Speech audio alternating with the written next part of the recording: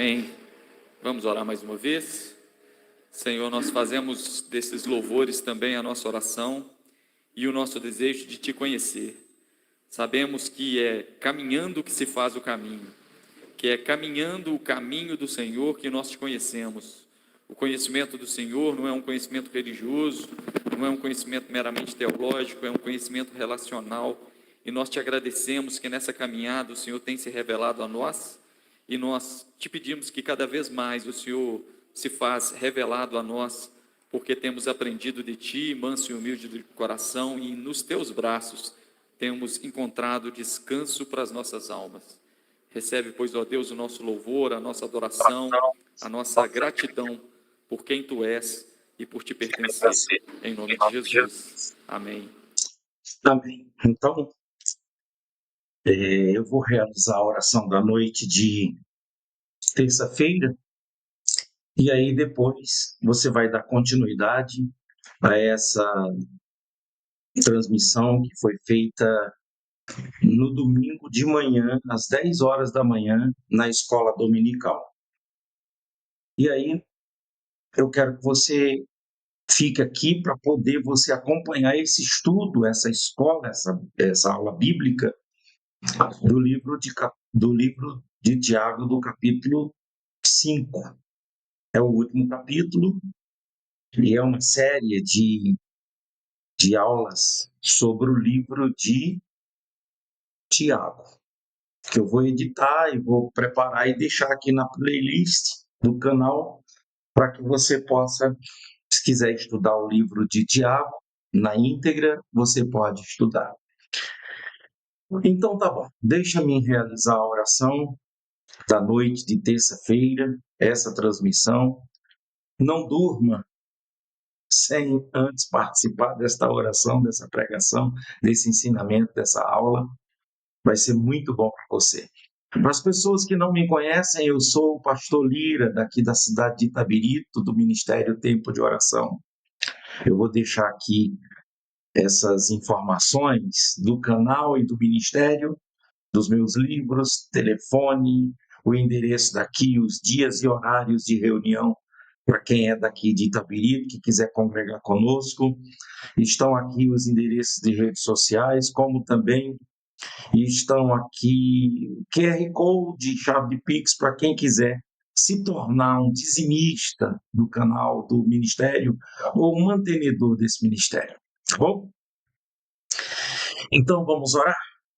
Eu vou orar agora. Nós estamos com mais de 17 mil inscritos aqui no canal e a gente vai realizar a oração por todas essas pessoas, mesmo são pessoas que eu não conheço, mesmo são pessoas que não vão abrir o link, mas eu vou estar orando por eles. Se Deus fez essa pessoa se inscrever, como?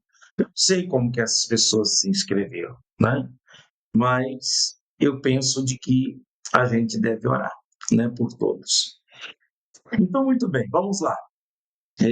Se você puder fechar os seus olhos, se você puder abrir o seu coração, se envolver agora, se envolva na oração. Nosso Deus e Pai, Deus Todo-Poderoso, eu quero abençoar essa noite de terça-feira, Pai. Pedindo ao Senhor que o Senhor abençoe todas essas pessoas que estão inscritas aqui no canal. São mais de 17 mil pessoas que estão inscritas. São pessoas que abrem o link para orar todos os dias, oram comigo.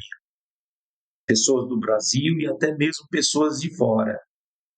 E eu peço ao Senhor, ó Deus, em nome de Jesus, nós temos dois grupos de pessoas, dois tipos de pessoas aqui agora.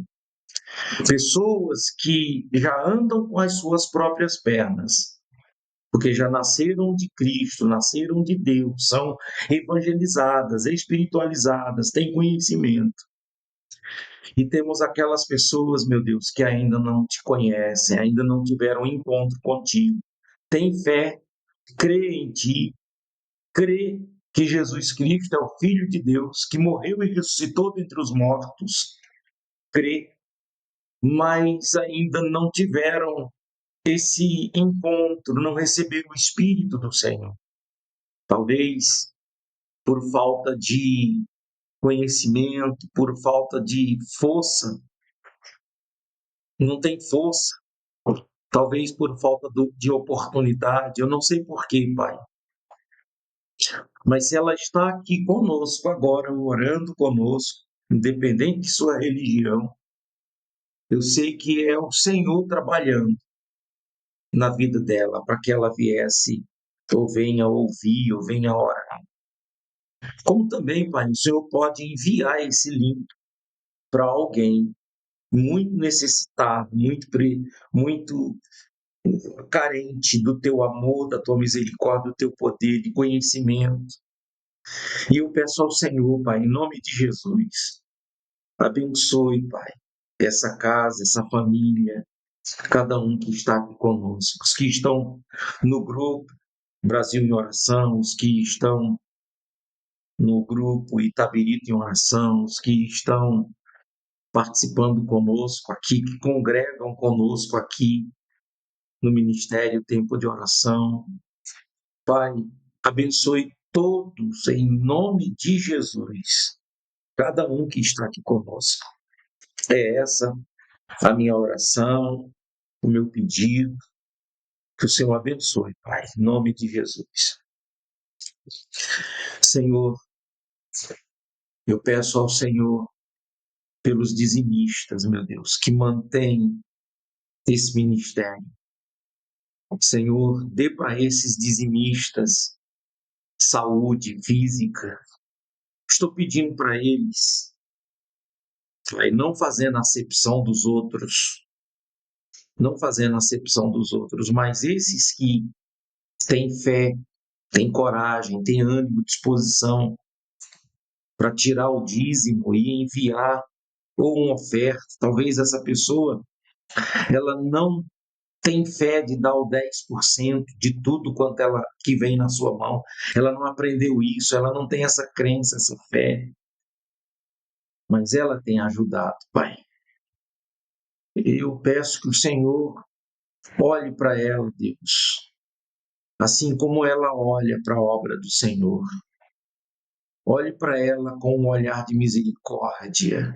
Dê para ela a graça, Senhor. Só em ela ter aceitado o Senhor como Salvador, crendo que o Senhor é o Cristo. Oh, meu Deus, em nome de Jesus, Pai, abençoe a cada um que está colaborando, ajudando, para a gente manter essa porta aberta. Eu não vou deixar de fazer esse pedido, não fazendo acepção, Pai, eu oro por todos. Mas o Senhor escolheu essas pessoas para poder manter essa porta desse ministério. Até agora, até aqui, nós estamos pagando as contas, pagando o que tem de pagar, comprando o que tem de comprar.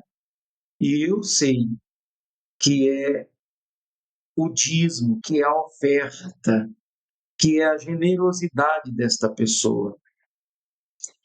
Então, Pai, dê para ela saúde, para ela trabalhar feliz. Dê para ela condições para ela prosperar. Se ela não tem sua casa própria, dê oportunidade para ela ter sua casa própria. Abre as portas.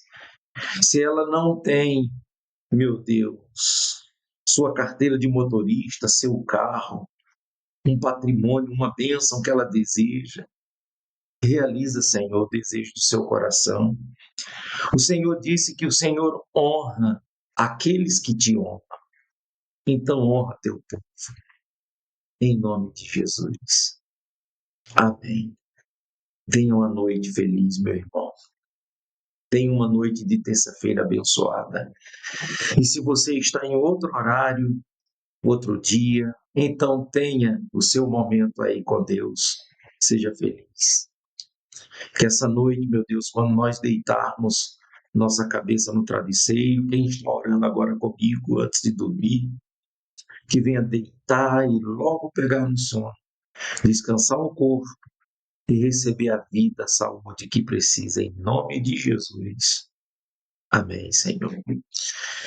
Glória a Deus. Nós estamos aqui com 11 minutos de transmissão e eu vou colocar, então, aqui o momento em que o professor Samuel ele está falando sobre Tiago, capítulo 5. Dá um joinha, dá um amém. Esse joinha que seja um amém. Interage aqui, se inscreva no canal quem não é inscrito. Compartilha com outra pessoa, isso também é obra de Deus. Aqui não é com interesse de fama, de sucesso, fins lucrativos. O canal é desmonetizado, está desmonetizado. Então, seu joinha é só para poder fazer com que a plataforma entenda de que tem alguém por aqui assistindo, participando, gostando, interagindo. Mas não deixe de enviar também o link da transmissão para outras pessoas. Deus abençoe. Tchau.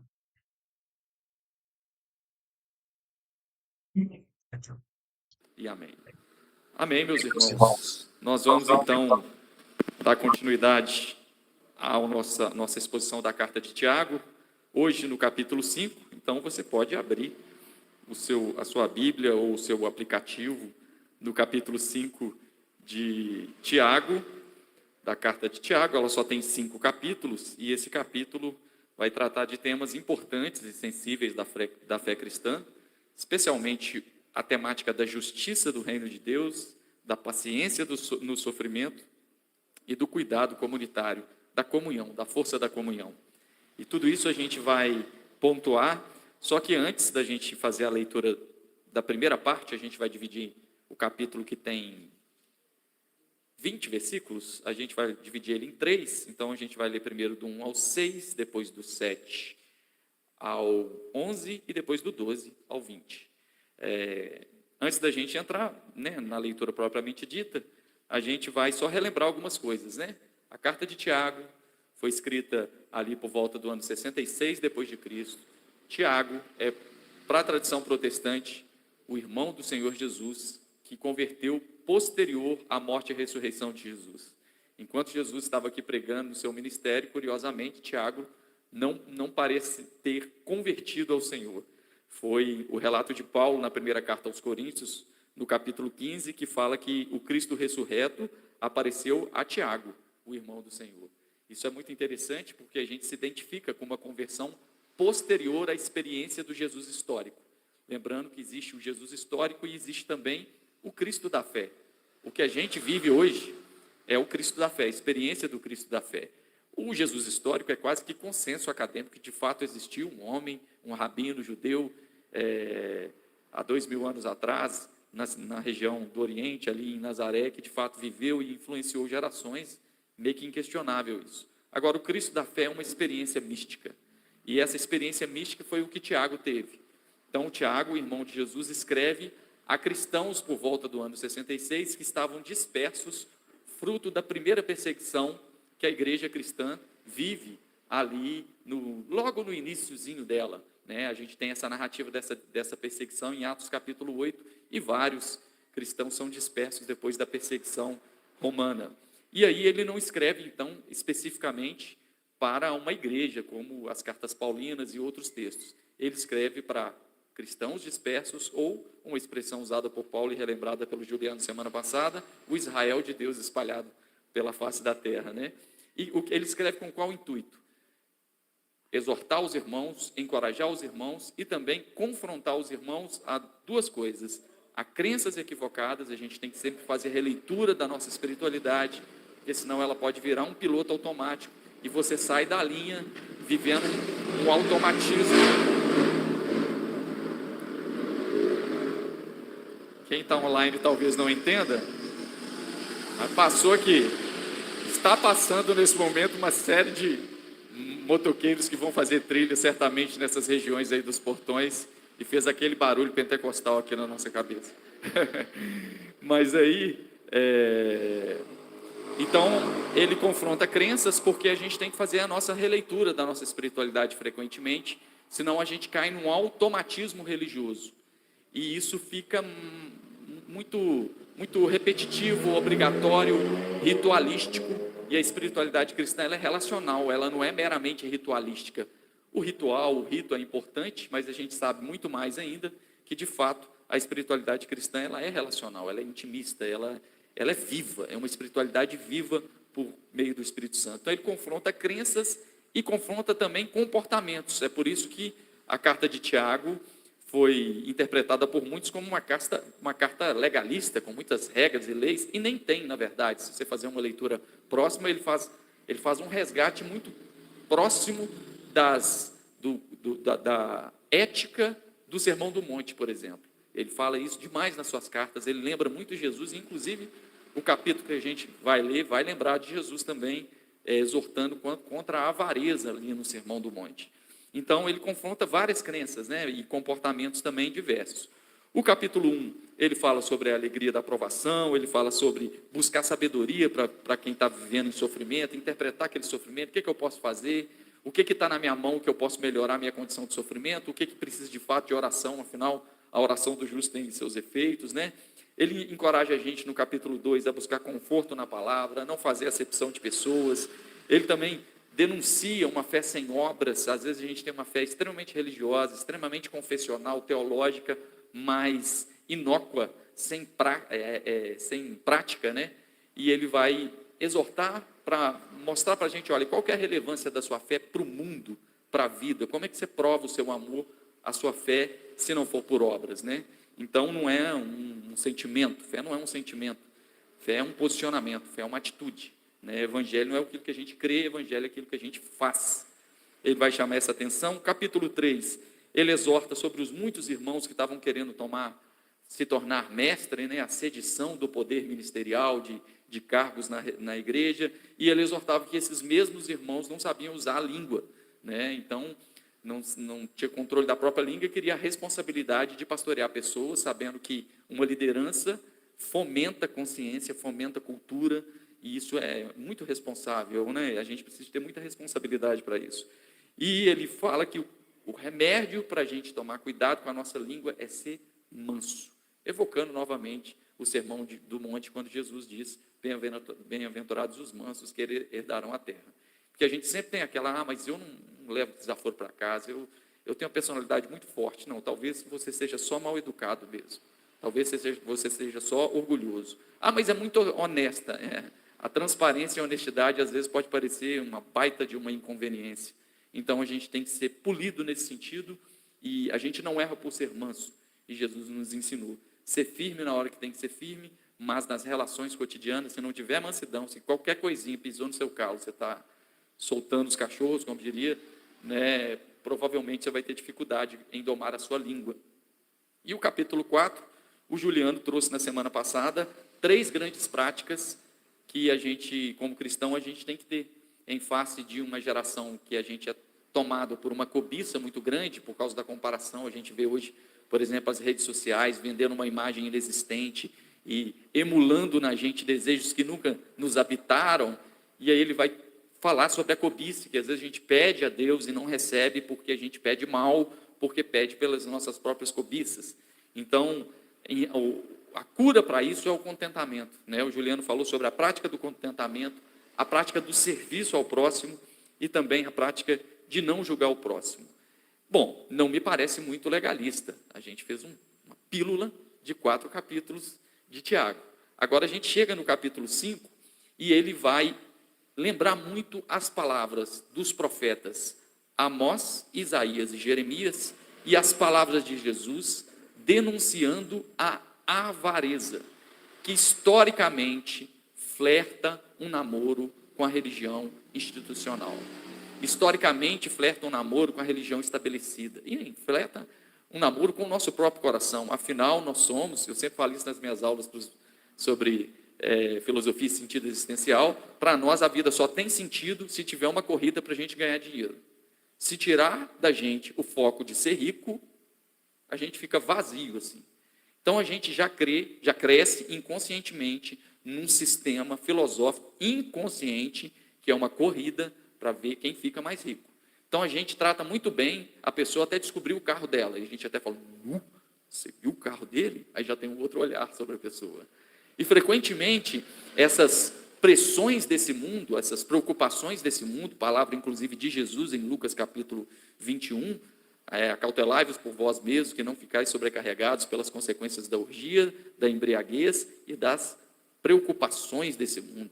Essas coisas às vezes nos tomam e a gente fica tomado de uma ansiedade, de um frenesi angustiante que acaba nos rendendo ao Deus desse século, que não tem outro nome senão Mamon. E o grito de Tiago é contra a avareza. E a avareza, frequentemente, o que é a avareza? Em termos simples, é um amor ao dinheiro, é um amor aos bens materiais, é reduzir a vida àquilo que a gente tem, e não àquilo que a gente é. E, frequentemente, a avareza, ela está interligada com outros dois grandes problemas, né? Excesso de consumo desnecessário, que é o consumismo. Quantas vezes a gente consome um monte de coisa que a gente não precisa? E a consequência do excesso de consumo é o acúmulo. E essa santíssima trindade de Mamon, né? Acúmulo, avareza, consumismo e acúmulo, é a mãe das desigualdades nesse mundo caído.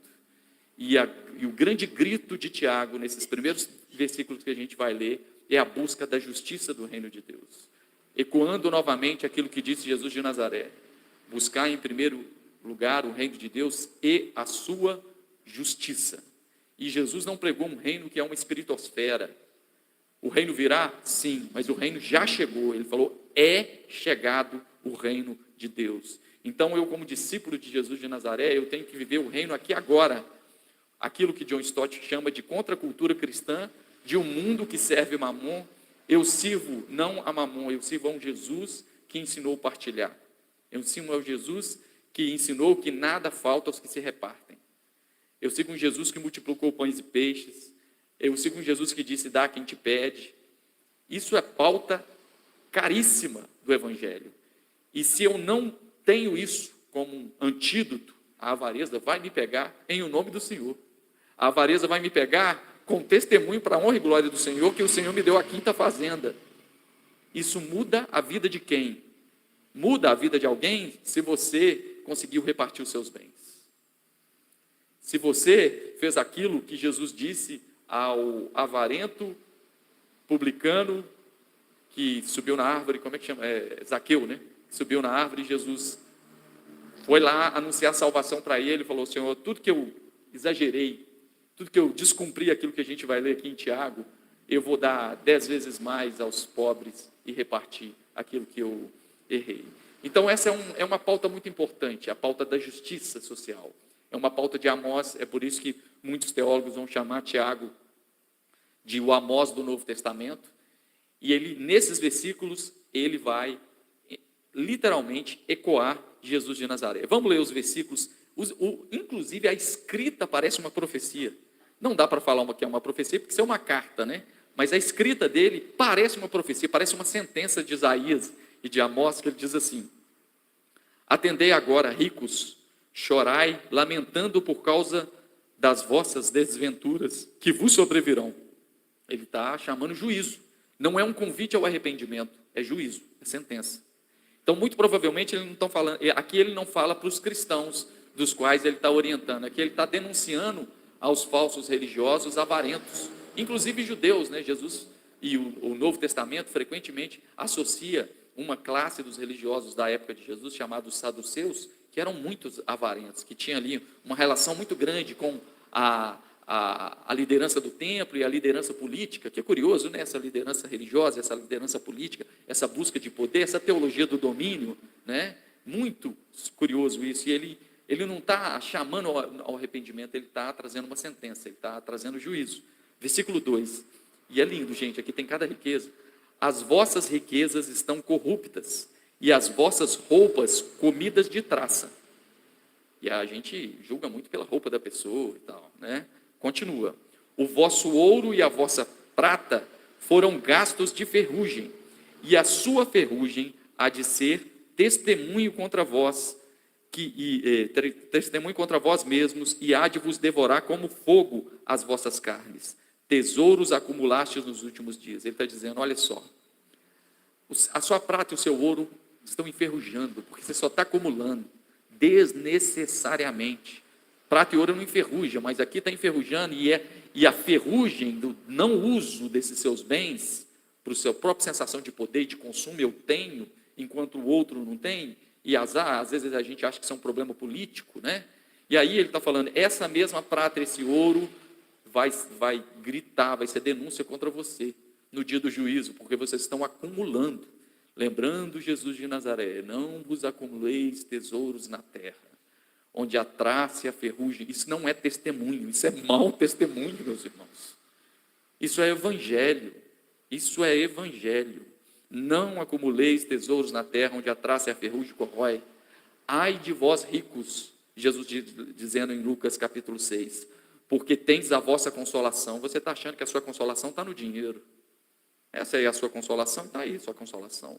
Ai de vós que estão fartos, porque vireis a ter fome, é a sentença de Jesus, porque a riqueza é um engano, ela é vazia, ela é vã, ela é vaidade. Vaidade é aquilo que vai, é aquilo que se esvai.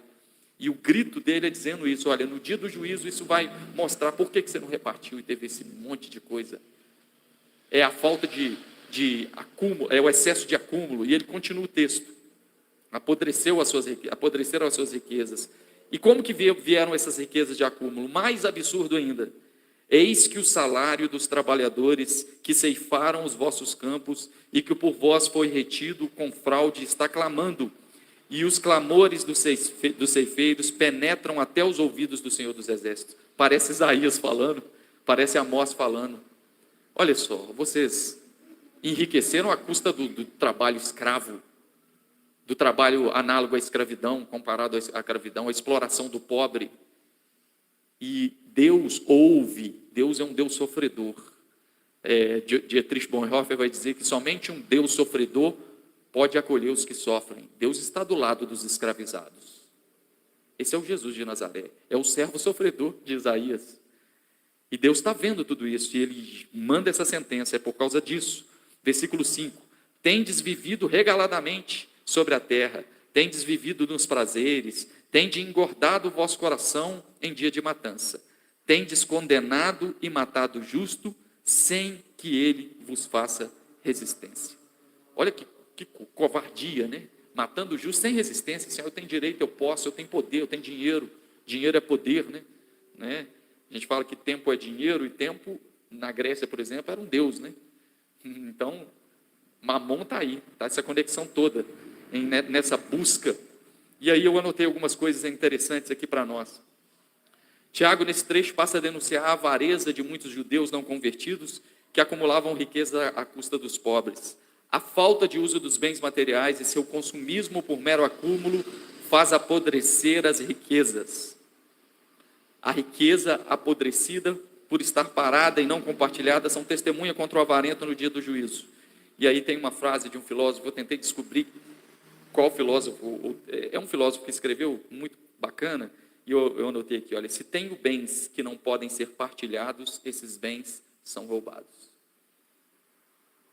Um outro, eu acho que já é filosofia chinesa, que fala, se possuo bens que não posso repartir, não sou eu que possuo os bens que me possuem. Cadê o evangelho nisso? Se Jesus ensinou a partilha. E por que isso é tão importante? Porque o remédio contra a avareza é você colocar a partilha na sua agenda.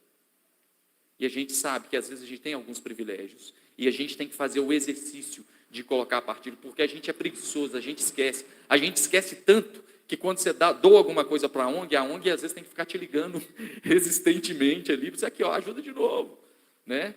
Porque a gente ajuda um pouquinho e acha que a missão está cumprida e vai tocar o nosso egoísmo. Isso tem que estar na nossa agenda. A partilha tem que estar na nossa agenda, né? O Ed René, ele fala uma frase muito bacana, ele fala que o dinheiro ele serve para duas coisas: tomar sorvete e ajudar o pobre. Isso tem que estar na nossa... Se a gente tivesse essa consciência cristã do reino de Deus, a relevância da igreja, já faz um trabalho maravilhoso, viu? Eu sou fruto de generosidade e partilha de igreja. A minha formação se deve a uma igreja que me ajudou a fazer a minha faculdade. Mas a igreja ela tem um poder de transformação social para além de construir franquias religiosas e de muitos templos. Mas para nós fica o grande exercício. Onde eu tenho colocado a partilha no meu coração para que a avareza não me habite? Cada um na sua medida, lógico. Às vezes você não está tendo nem para você, obviamente. Mas a gente tem que ter isso no nosso coração. O remédio contra a avareza é isso. É a benevolência, é a dádiva, é a gratidão. E aí o F.F. Bruce, que é um teólogo escocês, que eu leio muito o comentário dele, ele vai dizer que em certa medida, essas palavras de Tiago talvez possa ter se cumprido no ano 73, na guerra greco-romana, quando houve uma rebelião entre os judeus contra o Império Romano e teve a destruição de Jerusalém pelo imperador Tito, e todos os saduceus perderam seus bens. Olha que curioso, né? Parece até um cumprimento em anos seguintes sobre essa avareza desnecessária. Assim como os profetas, Jesus e Tiago mostram que a justiça social é pauta do Evangelho. A igreja de Jesus, como rascunho do reino de Deus, deve ser a contracultura de um mundo avarento, consumista e adorador de mamon, do dinheiro, do acúmulo. Eis o retrato da desigualdade no Brasil. Eu trouxe alguns dados assim para a gente deixar isso mais rico, assim, para você entender o tamanho do buraco e como que a gente tem que fazer o exercício de que, se a gente, dependendo da pirâmide social que eu vou relatar aqui, se a gente não tem o exercício de ser essa contracultura, talvez a gente não mude o mundo, ajudando a quem está próximo da gente. Mas a gente não ajuda o mundo inteiro, mas ajuda o mundo de uma pessoa. Lembrando as palavras de Madre Teresa de Calcutá, né? Ela fala o seguinte: o que faço é uma gota no meio do oceano, mas sem ela o oceano fica menor. Olha só. Gente, evangelho. Olha esses dados. Primeiro, quando o Tiago fala, os salários dos trabalhadores clamam por justiça. Vê se clama por justiça no Brasil. 10% dos mais ricos no Brasil possuem 70% de toda a riqueza do país. Só 10% dos brasileiros. Um estudo recente da OCDE aponta que uma família brasileira de baixa renda leva 9 gerações para ter mobilidade social. Para sair daquela mesmice que tem do pai e do avô. 9 gerações. São 270 anos para você ascender socialmente. Então, seu pai andou de ônibus, você e mais 8 gerações vão andar de ônibus ou a pé. Seu pai pagou aluguel, você e mais 8 gerações vão pagar aluguel. É claro, isso denuncia o quê? Falta de investimento em educação, desemprego, falta de saneamento básico, estrutura, racismo estrutural. Está tudo aqui presente. Isso é sociologia, vai brigar com a sociologia, né? E por que isso é importante para nós? O que isso tem a ver com a justiça do reino de Deus? Porque eu, como quem anda no reino de Deus, eu não vejo o reino de Deus só como espiritosfera. Eu preciso andar na contramão desse sistema do ego, do acúmulo, do consumo. Vocês lembram da propaganda? Nossa, eu vou falar de um carro velho aqui, que Juliana e Jamis não vão lembrar desse carro. A Fiat tinha um carro muito bonito chamado Estilo.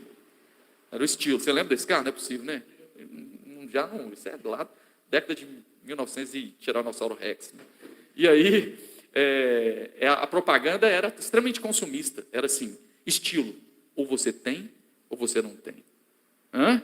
O que é isso, hein? E a gente é tomado por essa pressão. E a desigualdade vai relatando aqui, olha isso. 68% dos trabalhadores brasileiros ganham até R$3.000. 68% da população brasileira que trabalha ganha até R$3.000. 85% ganham até 5 mil. 85% ganham até 5 mil. Você já agradeceu pelo seu salário hoje? Já agradeceu? 7,6% dos trabalhadores brasileiros ganham acima de 5 mil. 0,7% dos trabalhadores brasileiros ganham acima de R$20.000. O salário dos trabalhadores clamam, diz Tiago. Olha que coisa absurda. Falta no Brasil cerca de 6 milhões de moradias dignas e adequadas, enquanto 11 milhões de imóveis estão parados por herança, vago. Como é que fica o reino de Deus num mundo tão caído? A gente deixa para lá ou a gente vai clamar por justiça, como o Tiago está falando? Isso não tem nada a ver com política, viu, gente? Isso aqui tem a ver com consciência do reino de Deus. Continuando aqui. No mundo, 733 milhões de pessoas passam fome, enquanto se desperdiça quase 1 bilhão de toneladas de alimentos. Nos últimos anos, 65 mil trabalhadores foram resgatados em condições análogas à escravidão, e 82% desses trabalhadores eram negros e pardos. A maioria na construção civil, no cultivo de café, cana-de-açúcar, extração de pedra e brita. E muitos apontam que esse número caiu por causa de programa assistencial. Porque eles começaram a reclamar que não estava achando pessoa para explorar financeiramente, está ganhando Bolsa Família. Bolsa Família é R$600, ou seja, os trabalhos em condições de escravidão estavam pagando menos de R$600 em condições desumanas para fazer esse tipo de serviço. O trabalho, o salário dos trabalhadores clamam, diz Tiago. E o que a gente faz com isso? Bom, eu não consigo mudar uma estrutura toda, eu não consigo mudar um mundo inteiro, mas eu posso mudar mundo de pessoas. Eu, como igreja, eu posso ter uma consciência ética que mude gerações, para quando estiver no poder, essa ética do evangelho vaze, como um ribeiro, como água. E aí eu não tenho como passar esse retrato e associar isso com a justiça do evangelho e não lembrar de um pastor norte-americano chamado Martin Luther King, que fez a greve dos garis em 1968, ontem, gente. Ontem. Há muito pouco tempo atrás, com uma segregação racial assustadora nos Estados Unidos, os garis e os lixeiros, todos eles negros, claro, afinal, trabalho em condição desumana, é para pessoa que não era tratada humana. Afinal, a gente sabe muito bem da história, se um branco estava na sorveteria tomando sorvete, um negro tinha que esperar do lado de fora. Isso você tem em Mênfis até hoje, banheiros de pessoas brancas e pessoas de cor. Olha que coisa. E aí, Martin Luther King, depois de todo aquele incidente que acontece com Rosa Parks, na história que ele mobiliza toda a sua comunidade religiosa, a sua igreja e todos os negros, né, que faz a força negra para resistir contra os abusos da segregação racial nos Estados Unidos, ele faz uma greve dos garis porque 2 garis foram mortos, esmagados num caminhão de lixo, porque estavam se protegendo da chuva, porque não era direito dos negros se protegerem das chuvas em locais cobertos. Isso era direito só dos brancos. Amém, Jesus? Não. Isso não é amém, Jesus. Isso não é problema do governo. Isso é grito da justiça. E aí Martin Luther King lidera uma... Eu tenho até um vídeo, essa é uma matéria minha do 7º ano, né, porque está na ponta da língua, e eu passo um vídeo para os meus alunos falando sobre Martin Luther King, tão sumido assim dos púlpitos da igreja, né, curioso isso, e ele mostra um vídeo de um negro nos Estados Unidos, falando de maneira muito emocionada. Olha a relevância da fé de Martin Luther King, tem um feriado de dia de Martin Luther King lá. Olha o que um homem de Deus fez pela justiça. E aí, um dos garis fala das condições de trabalho, que eles não tinham nenhum tipo de insalubridade, e eles colocavam os lixos muito mal e porcamente nas residências, eles pegavam, escorria aquele lixo sobre ele, e ele fala emocionado, em gratidão, porque ele conseguiu melhoria de salário, direito a sindicato para os negros, lá para os garis, e tratamento humano. Ele usou uma expressão, I am a human, eu sou humano, contra a desumanização dos negros. O salário dos trabalhadores clamam, é o grito de Tiago. E o que fica para nós? Talvez você fale, nossa, Samuel, mas isso tem implicações muito macropolíticas. Como eu disse, talvez a gente não mude um sistema. E eu não vou entrar em questões religiosas, políticas aqui. Cada um anda conforme a luz que recebeu, a consciência que tem. Mas eu sei de uma coisa. Primeira coisa, a gente tem que ser grato. Consciência de gratidão leva a gente a não cair na pilha da avareza e do consumismo. Lembra da historinha que eu contei quando eu fui numa casa espetacular aqui em Itabirito, né, junto com a Joana, e vi aquela casa maravilhosa. Eu cheguei na minha casa e falei, gente, como que a minha casa está tão paia? Mas eu sou feliz na minha casa. Eu tenho calopsita, eu tenho cachorro vira-lata, eu tenho tudo que eu preciso. Por que eu preciso daquela casa, que é aquele portal sensacional? Por que eu preciso daquilo e tenho que entrar em depressão com isso e fazer campanha para isso? Primeiro, coração grato. Segundo, partilha. Nada falta aos que repartem. Esse é o grande antídoto contra a avareza e o acúmulo. E o texto de Tiago continua. Que dados chocantes, né, meus irmãos? Que dados chocantes. Versículo 7 em diante. Diz assim, aí ele já muda a temática.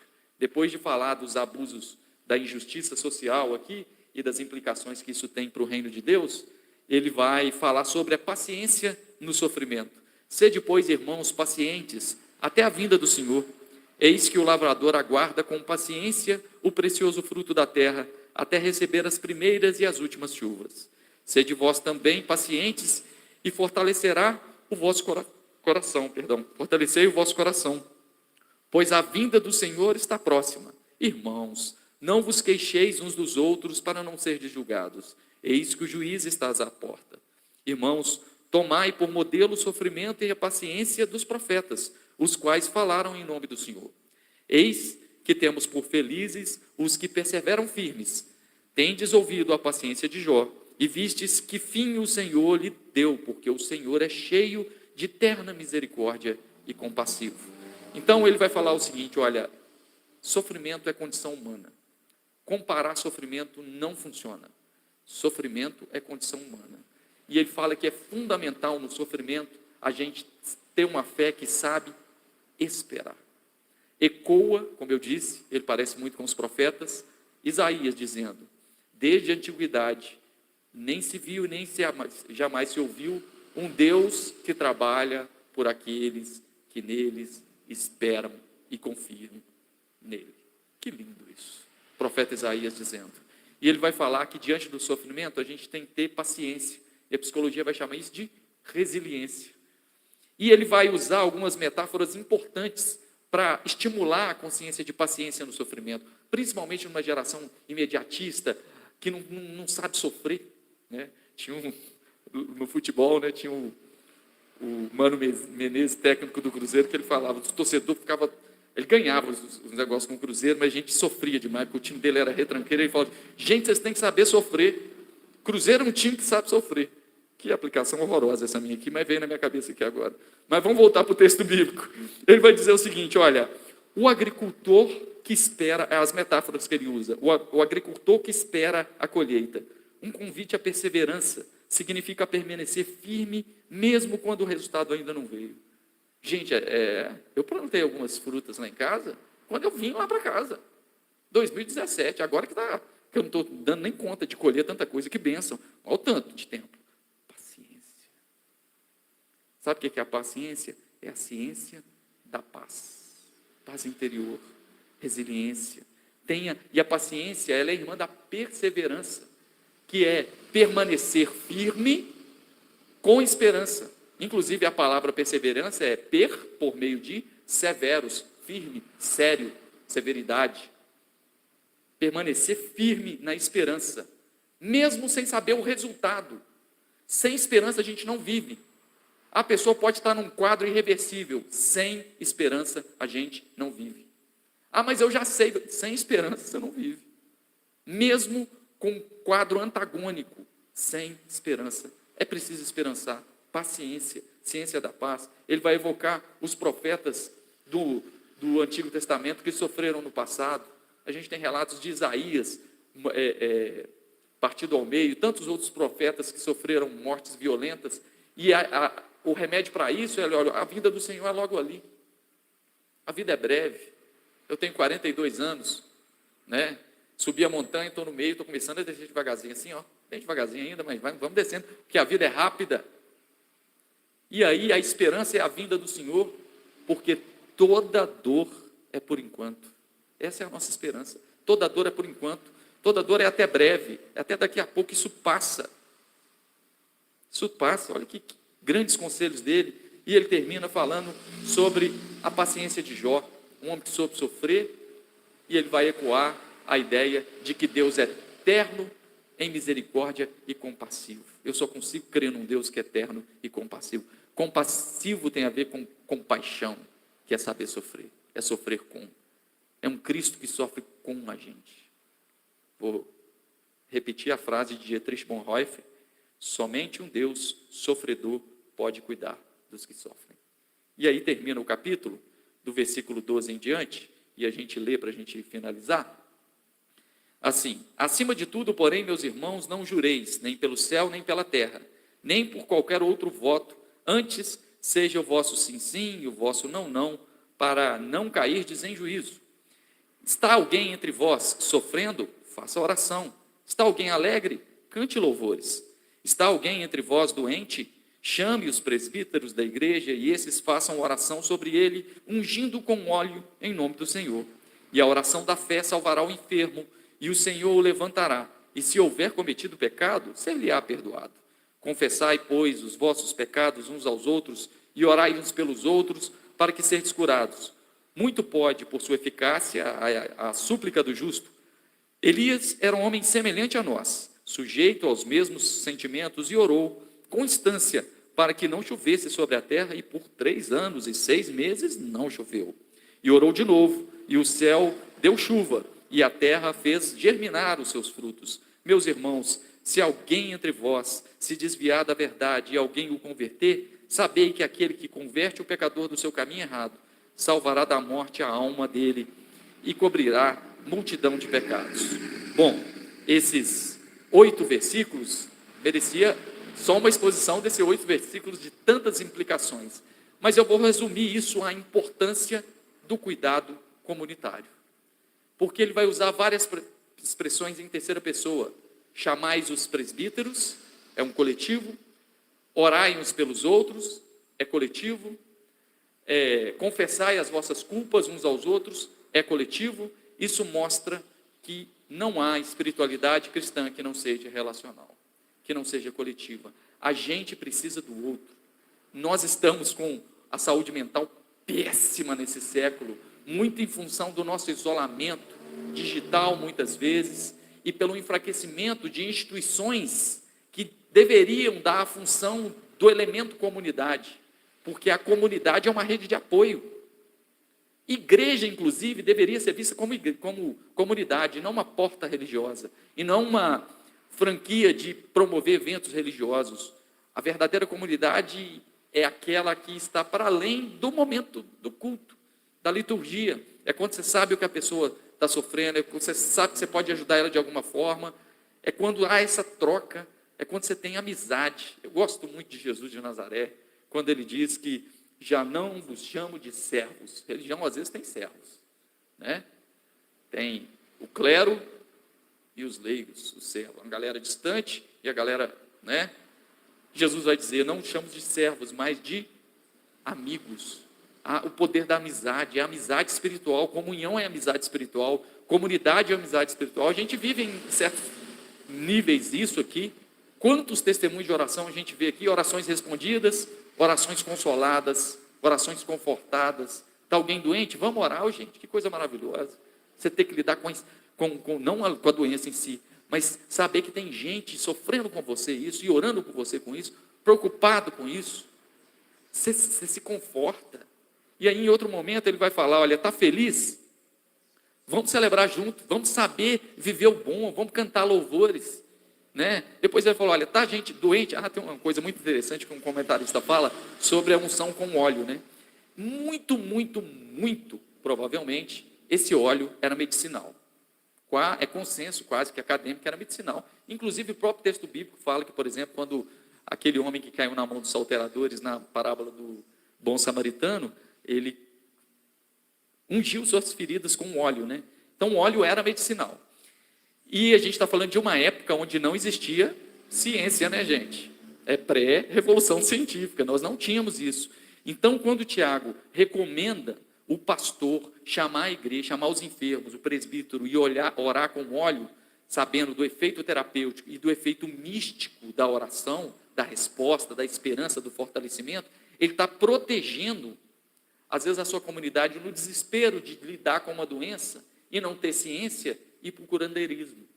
Olha que interessante, eu achei tão interessante eu até anotei que eu achei tão bacana, foi esse teólogo escocês que falou isso. Ele fala assim, olha, a proposta de Tiago, aqui ó, onde?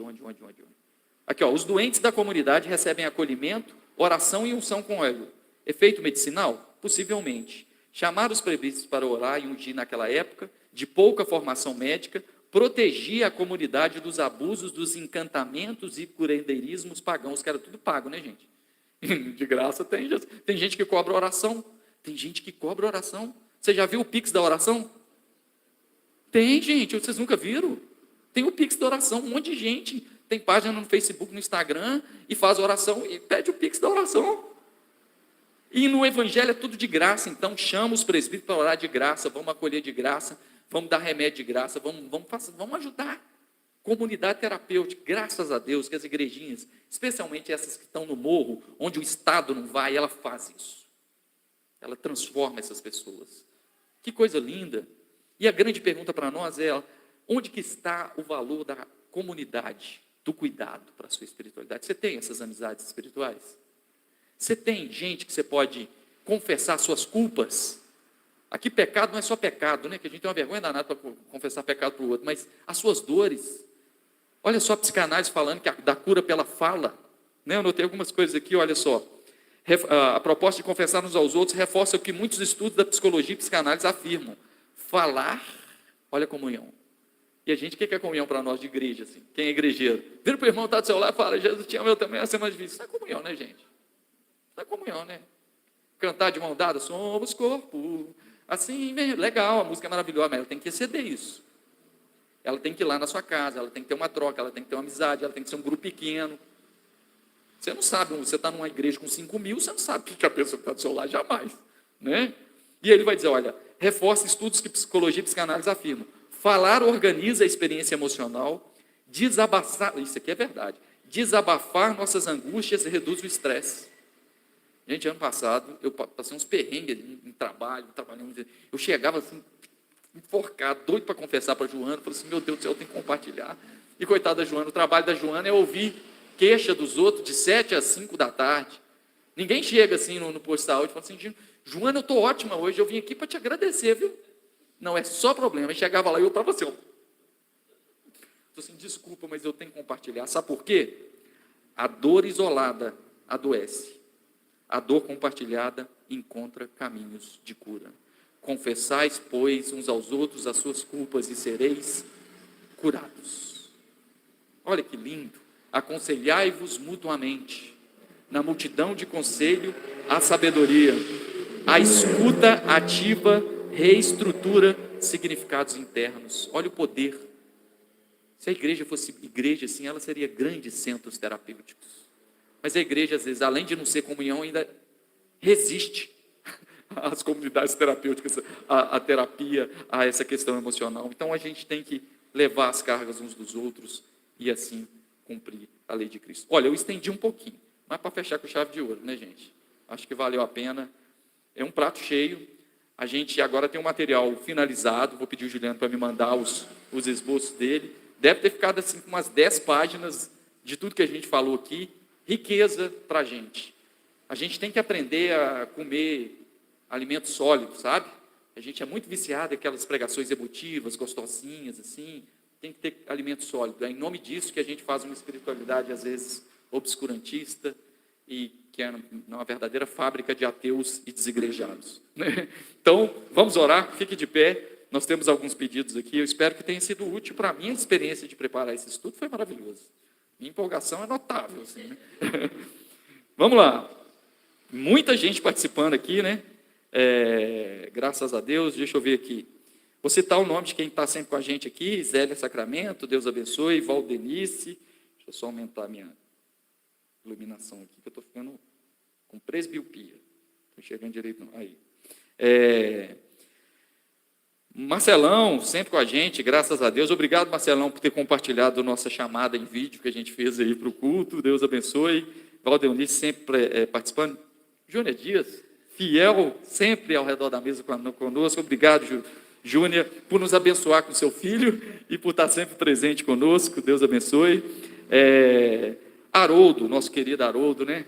Disse assim: paz de Jesus, irmãos. Peço oração hoje em favor da minha esposa, que me acompanha em todos os nossos encontros.